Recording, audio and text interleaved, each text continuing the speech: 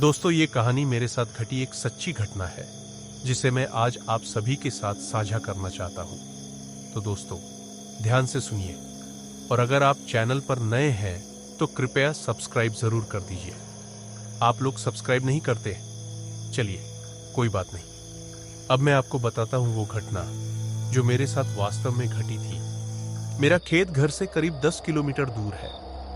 हम ज्यादातर प्याज की खेती करते हैं और ठंड के मौसम में प्याज की फसल चल रही होती है। बिजली की कटौती बहुत बढ़ गई है, खासकर रात को ही बिजली नहीं रहती और उसी समय प्याज को पानी देना जरूरी होता है। मैंने खेत पर एक आदमी को स्थायी रूप से काम पर रखा है। उसके लिए वहीं एक छोटा सा घर भी बना दिया है। उस दिन मैं शाम को ही खेत चला गया था ताकि रात को पानी देने की तैयारी कर सकूं। तुझे देखा तो ये जाना सनम, प्यार होता है दीवाना सनम। अब यहां से कहां जाए हम, इन खेतों में मर जाए हम।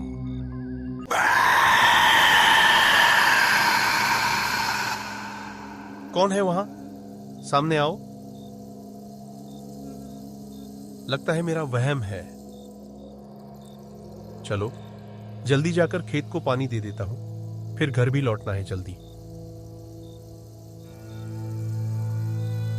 घर पर मटन बना था तो मैं रात का खाना डब्बे में लेकर ही निकल पड़ा।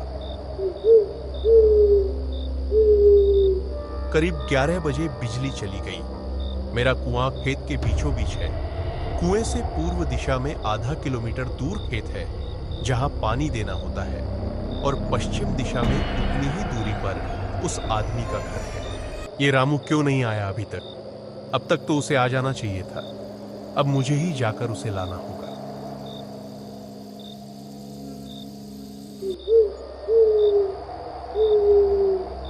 मैं उसके घर गया। अरे रामू, ओ रामू, कहां छुपा बैठा है रे?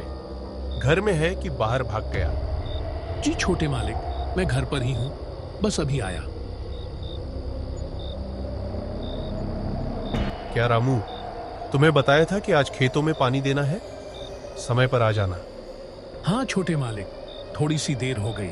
वो क्या है कि खाना बना रहा था छोटे मालिक। खाना बनाकर हो गया होगा तो चलो अब, नहीं तो पौधे मुरझा जाएंगे। जी छोटे मालिक, चलिए। मैं रामू को कुएं पर लाया, पंप चालू किया और उसे खेत पर भेज दिया। कुएं के पास एक ऊंचा टीला है, वहां से पंप की आवाज साफ सुनाई देती है। मैं वहीं बैठ गया। रात के 12 बज चुके थे। मुझे मटन की याद आई। मैंने डब्बा खोला।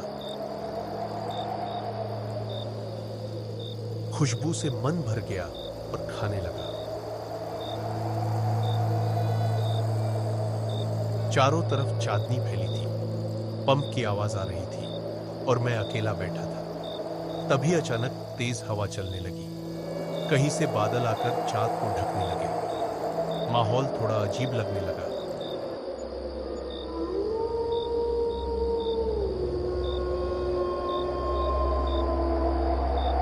पश्चिम दिशा से कोई मेरी तरफ आता दिखा। जब गौर से देखा तो पता चला कि वो तो मेरे ही खेत की रखवाली करने वाला रामू था। रामू को तो मैंने पूर्व दिशा में खेत की ओर भेजा था, लेकिन ये रामू पश्चिम दिशा से कैसे आ गया? ये देखकर मैं हैरान रह गया। मैंने पूछा, अरे पंप तो चालू है, फिर तू यहां कैसे आया? वो बोला, मालिक, पानी बंद हो गया है, मुझे भूख लगी है, खाना दीजिए। मैंने ध्यान लगाया। पंप की आवाज नहीं आ रही थी। हवा तेज थी। कानों में घूं घूं की आवाज थी। मैंने उसे बैठने को कहा और उसे खाना दिया। औले खा, कहीं भाग नहीं रहा है तू? वो खाने पर टूट पड़ा जैसे कई दिन से भूखा हो। उसने पूरा डब्बा खत्म कर दिया। मुझे कुछ गड़बड़ लगी। मैंने पूछा, अरे आज ज्यादा पी ली है क्या? उसने डब्बा पूरा खत्म किया, जोर से डकार ली और बोला, जाता हूं मालिक पानी पर, और पश्चिम दिशा की ओर उतरने लगा। मैं चिल्लाया, अरे खेत तो इस तरफ है, उधर कहां जा रहा है?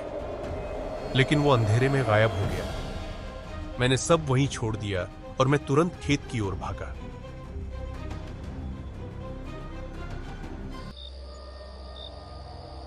मैं बांध पर पहुंचा और जोर से पूछा, रामू क्या बिजली गई थी? तू खाना खाने आया था क्या? नहीं मालिक, मैं तो यहीं था। बिजली भी नहीं गई। मैं तो शाम को ही खा चुका हूं। क्या हुआ? कुछ नहीं, कुछ नहीं, तू काम करता रहे। मैंने बात बढ़ाए बिना वहां से निकल गया।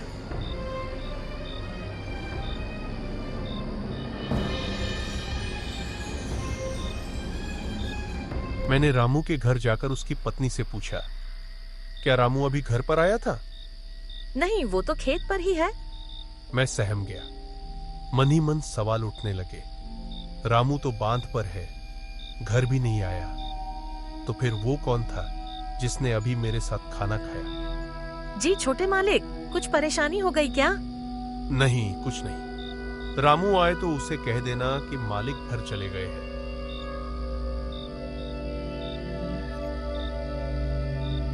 मैंने खाने का डिब्बा लिया और मैं डरते डरते घर की ओर निकल पड़ा।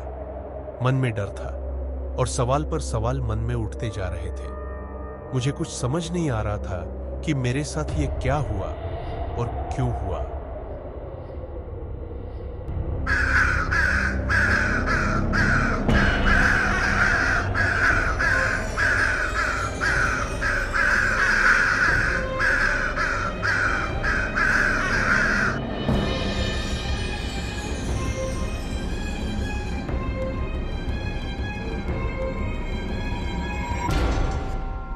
अगली सुबह मैंने पिताजी को रात की सारी घटना विस्तार से बताई। वहां मेरी दादी भी मौजूद थी। सुनते ही दादी देवघर में गई,